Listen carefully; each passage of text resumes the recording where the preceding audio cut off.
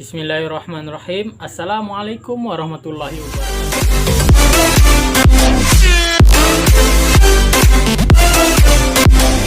Kenalkan, nama saya Sukardi Harun.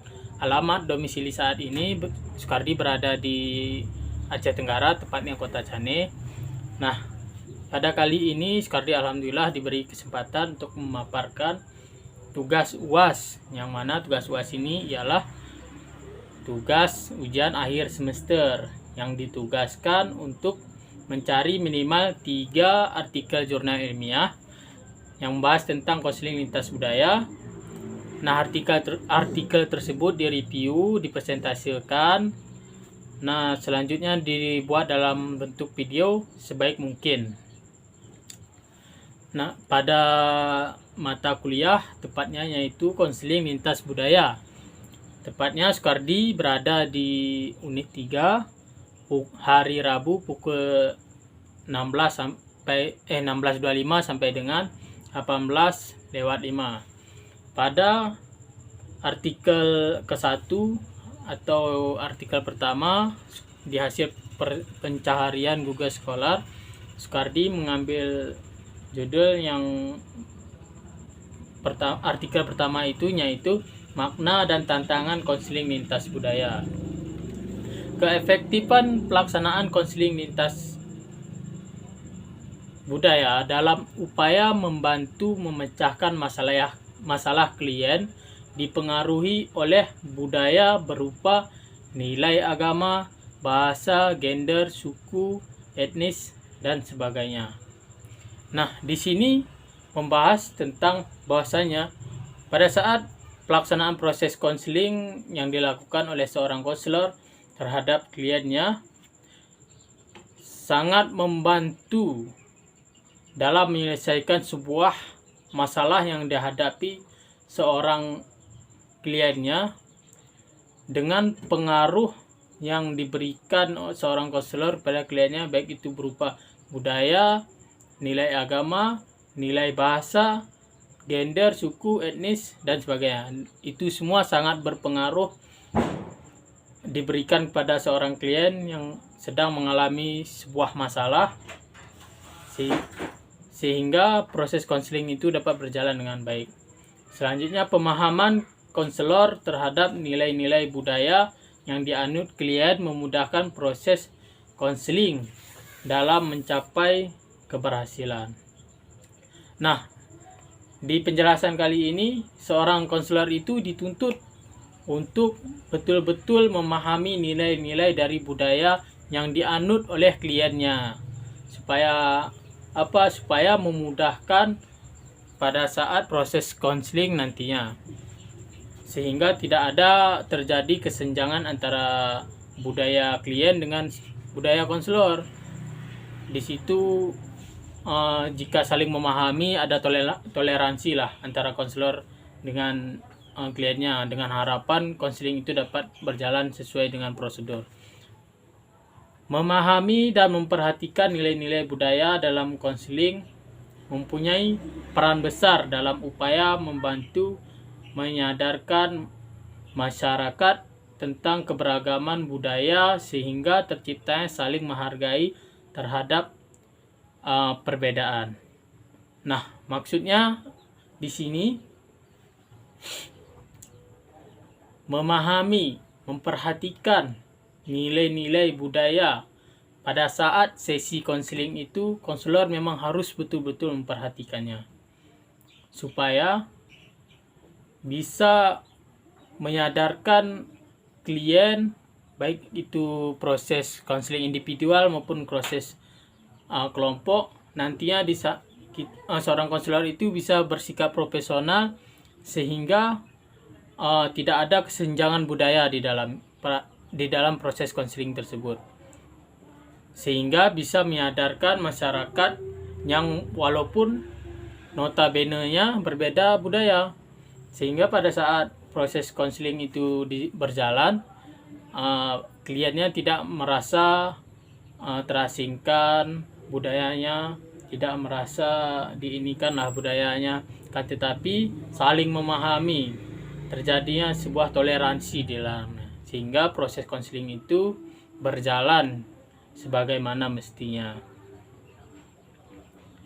Nah, selanjutnya itu bukan saling merasa lebih terhadap yang lain, apalagi untuk menguasai multi budaya itu adalah tantangan yang harus diperhatikan dan dihadapi oleh seorang konselor dalam pelaksanaan konseling lintas budaya. Nah, yang mana artinya bahwa multi budaya yang ada pada klien, khususnya kita di Indonesia, terdapat banyak sekali suku dan budaya yang dianut oleh masyarakat di khususnya Indonesia sendiri. Nah, di situ ketika pada saat sesi konseling, kliennya itu berbeda-beda budayanya, konselornya harus bersikap profesional. Inilah tantangan yang sangat besar bagi seorang konselor, walaupun konselornya berbeda dengan budayanya dengan kliennya, namun konselor itu mampu bersikap profesional, bijaksana, dan memahami budaya yang dibawa oleh kliennya, sehingga pada saat proses konseling tidak ada kecanggungan di dalamnya, sehingga proses konseling itu berjalan sesuai prosedur dan dapat menyelesaikan masalah yang dihadapi oleh seorang klien tersebut. Seperti itu. Nah, jadi penjelasannya pada artikel pertama ini, makna dan tantangan konseling lintas budaya. Di sini konselor dituntut dalam proses pelaksanaan konseling itu harus bersikap profesional dan mampu memahami budaya yang dibawa oleh kliennya dan mampu menguasai, memaparkan sehingga menyadarkan kliennya, baik itu pada proses konseling individual maupun konseling kelompok maupun konseling komunitas. Kita dapat menyadarkan masyarakat itu secara bijaksana bahwasanya berbeda budaya itu tidak menjadi masalah, sehingga pada saat proses konseling itu dapat kita laksanakan sebagaimana mestinya. Seperti itu kira-kira. Nah, selanjutnya itu pada artikel kedua di pencarian Google Scholar, Sukardi mengambil judul mendapatkan sebuah judul artikel. Sukardi mendapatkan sebuah judul artikel, yaitu konseling lintas budaya dalam perspektif budaya Indonesia. Nah, ini sangat menarik karena kita khususnya di Indonesia ini sangatlah banyak sekali macam-macam suku dan budayanya sangat luar biasa. Di Aceh saja ada banyak sekali suku dan budaya-budaya yang ada. Nah, kembali ke laptop, ke pembahasan. Indonesia merupakan negara yang memiliki tingkat keragaman budaya yang sangat kompleks. Seiring dengan perubahan dan perkembangan yang terjadi pada masyarakat, khususnya pada era globalisasi ini, pertemuan serta benturan-benturan budaya seringkali tidak dapat dihindarkan. Nah, inilah menjadi sebuah PR bagi Sukardi sendiri selaku seorang calon konselor maupun bagi teman-teman yang lain, bahwasanya Indonesia itu memiliki beragam suku, adat, istiadat, budaya, dan kepercayaan, yang mana ini kerap kali menjadi sebuah problema, sehingga terjadi khususnya di era globalisasi ini berbagai masalah yang dihadapi oleh masyarakat itu, sehingga terjadi benturan-benturan yang tidak dapat dihindarkan. Ini sebuah menjadi tantangan bagi seorang konselor. Selanjutnya, hal ini akan berdampak pada layanan bimbingan dan konseling yang menyebabkan perjumpaan budaya cultural encounter antara konselor dan klien yang berbeda budaya tidak dapat dihindari. Nah, disinilah letak kesenjangan itu berada, yang mana kliennya itu berbeda budaya dengan konselornya. Namun kita seorang konselor, Sukardi sendiri selaku seorang calon konselor, harus bersikap profesional, tidak boleh egois dan tidak mementingkan sesuai dengan budaya Sukardi sendiri, akan tetapi kita harus memahami budaya kliennya, bersikap toleransi pada saat proses konseling, sehingga tidak ada kesenjangan di antara konselor dengan kliennya. Kemudian diharapkan proses konselingnya dapat berjalan sesuai dengan prosedur dan sesuai dengan apa yang diharapkan oleh konselornya itu sendiri. Nah, selanjutnya untuk itu konselor dituntut untuk memiliki kepekaan budaya dan melepaskan diri dari bias-bias budaya, mengerti dan dapat mengapresiasi diversitas budaya dan memiliki keterampilan yang responsif secara kultural, karena dalam konseling lintas budaya yang melibatkan konselor dan klien yang berasal dari latar belakang budaya yang berbeda, sangat rawan terjadi bias-bias budaya menyebabkan konseling tidak berjalan efektif. Nah, jadi seperti itu. Konseling apabila konselornya tidak mampu memahami, tidak mampu berempati, tidak mengerti dengan keadaan kliennya, dengan budaya yang dibawa oleh kliennya, maka di situ akan terjadi bias-bias budaya antara konselor dengan kliennya. Oleh karena itulah konselor itu dituntut memang betul-betul sangat profesional, baik mulai dari empati, kepekaan, responsif dan sebagainya, dengan harapan tidak ada terjadinya bias-bias budaya pada saat proses konseling nantinya. Berikutnya, dalam konteks budaya Indonesia, salah satu komponen budaya yang perlu menjadi perhatian seorang konselor adalah yang berkaitan dengan orientasi nilai budaya yang disebut oleh Koen Jaraningrat sebagai mentalitas. Pemahaman terhadap orientasi nilai budaya ini akan sangat membantu seorang konselor dalam memberikan bimbingan dan konseling kepada kliennya secara efektif. Nah, di sini sudah ditemukan sebuah titik terang yang mana apabila seorang konselor memahami nilai budaya, orientasi nilai budaya yang sesuai dengan kata Pak Koen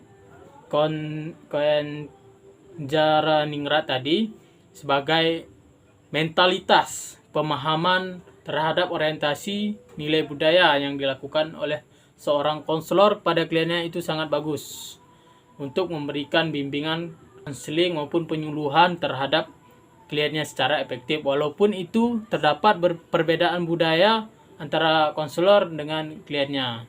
Jadi seperti itu.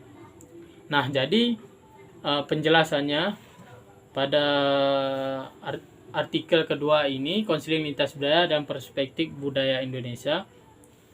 Di sini seorang konselor itu memang benar-benar harus dituntut, apalagi di Indonesia sendiri sering terjadinya benturan budaya, masalah-masalah budaya yang terjadi di Indonesia, baik itu benturan suku, keyakinan dan sebagainya.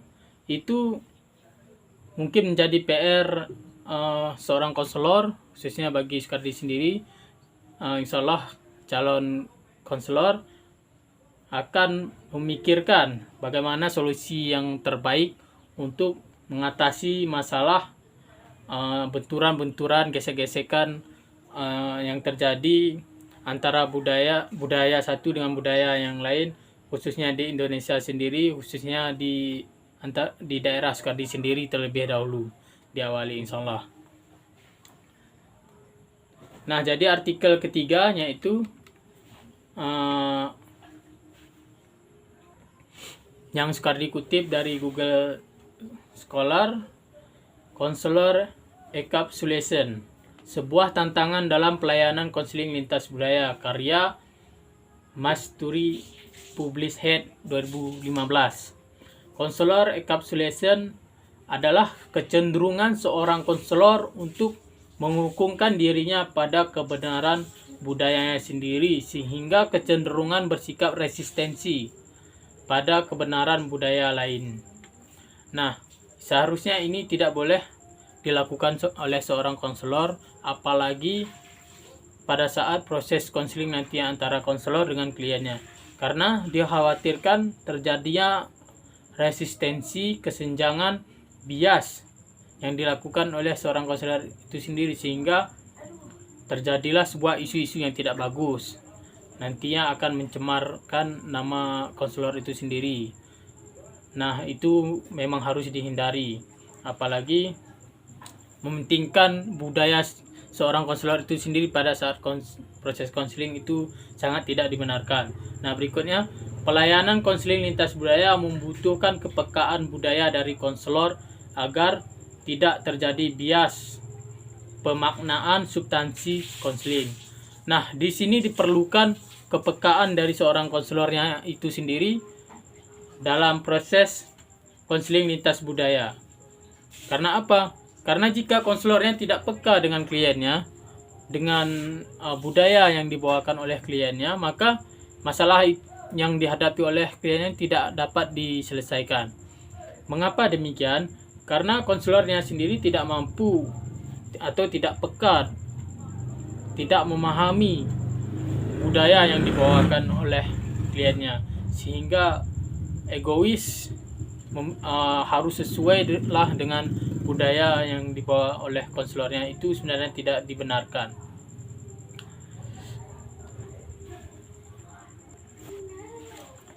Selanjutnya, oleh karena itu kecenderungan konselor untuk melakukan ekapsulasi diri harus ditekan agar tidak muncul saat layanan konseling lintas budaya dilaksanakan. Nah, di sini sangat disarankan, pada artikel ketiga ini sangat disarankan untuk seorang konselor itu menekan diri, harus ditekan tidak memunculkan budaya sendiri terhadap kliennya pada saat layanan konseling nantinya. Dikhawatirkan terjadinya bias budaya, terjadinya kesenjangan, terjadinya ketidaknyamanan pada saat proses konseling. Dikhawatirkan proses konseling itu tidak berjalan sebagaimana harapan seorang konselor itu dapat menyelesaikan masalah kliennya, mencari jalan keluarnya, memandirikan kliennya untuk menyelesaikan masalah kliennya itu sendiri. Nah, pada artikel ketiga ini sebagai penjelasan sebuah tantangan dalam pelayanan konseling lintas budaya. Memang di artikel ketiga ini konselor itu memang harus dituntut untuk tidak egois, tidak ekapulasi, harus ditekan agar tidak muncul pada saat proses layanan konseling lintas budaya nantinya. Nah, jadi seperti itulah penjelasan Soekardi dari artikel pertama, kedua, dan ketiga. Nah, sebagai kesimpulan, sebagai makhluk berbudaya, seorang manusia pasti memiliki nilai-nilai budaya yang dianut dan dijadikan pedoman dalam hidupnya masing-masing, terutama bagi konselor maupun bagi kliennya itu sendiri. Seperti juga manusia dalam profesi yang lain, konselor juga memiliki nilai-nilai budaya yang dianut dan dipedomani sebagai nilai kebenaran dalam menjalani hidup. Akan tetapi, seberapa pun besar dan kuatnya nilai budaya konselor mengikat dan mengakar pada diri konselor, seorang konselor tidak boleh terus mengukung dirinya sehingga bisa dari nilai-nilai kebenaran yang mungkin saja muncul dari sudut pandang budaya yang berbeda, utamanya dari konseli maupun kliennya itu sendiri. Baik, sekian dan terima kasih. Lebih dan kurang Soekardi mohon maaf. Akhirul kalam. Wabillahi taufiq wal hidayah. Assalamualaikum warahmatullahi wabarakatuh.